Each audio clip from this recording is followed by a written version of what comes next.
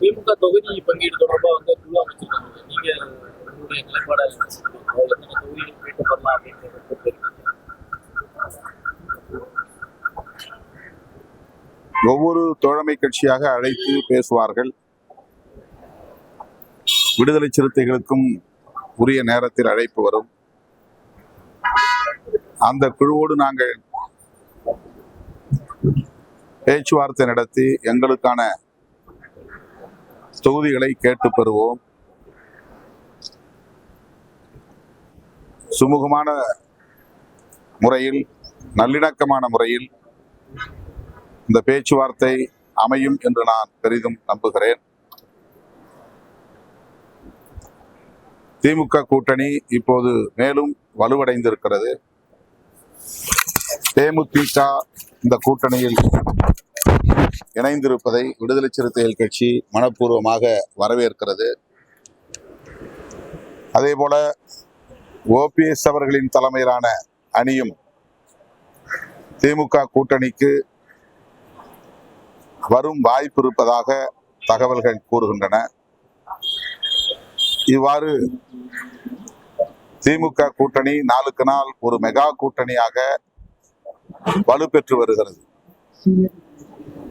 அந்த வலிமை குன்றாமல் திமுக கூட்டணியில் உள்ள கட்சிகள்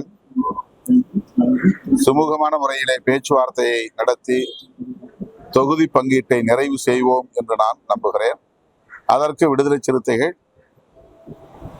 ஒத்துழைப்பாக இருக்கும் என்பதையும் தெரிவித்துக் கொள்கிறேன். திமுக கூட வந்து காங்கிரஸ் வந்து கருத்து மோதல் ஏற்படுற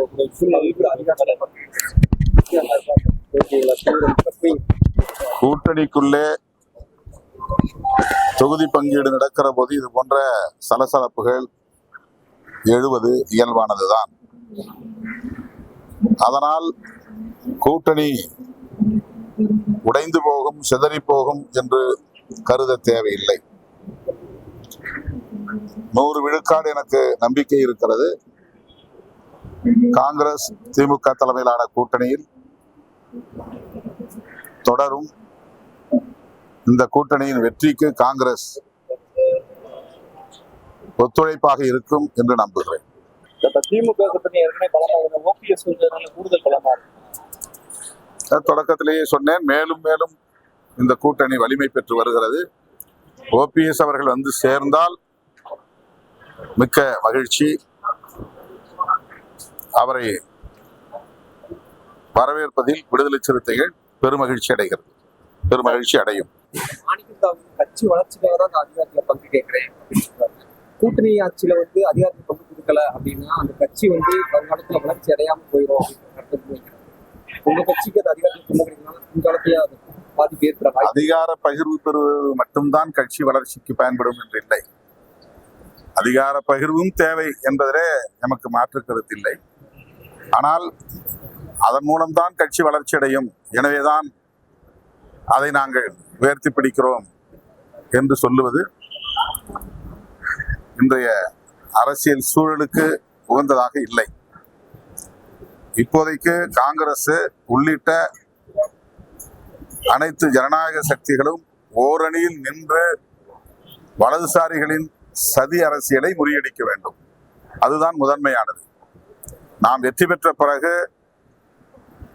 நமக்குள் அதிகார பகிர்வை கோரலாம், அப்போது வாதிடலாம்.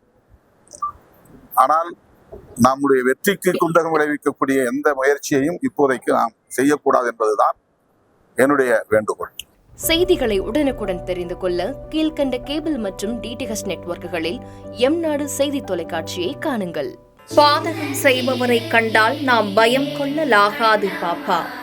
மோதி மிதித்து விடு பாப்பா, அவர் முகத்தில் உமிழ்ந்து விடு பாப்பா. அண்மை செய்திகளை உடனுக்குடன் தெரிந்து கொள்ள இணைந்திருங்கள் எம்நாடு தொலைக்காட்சியுடன்.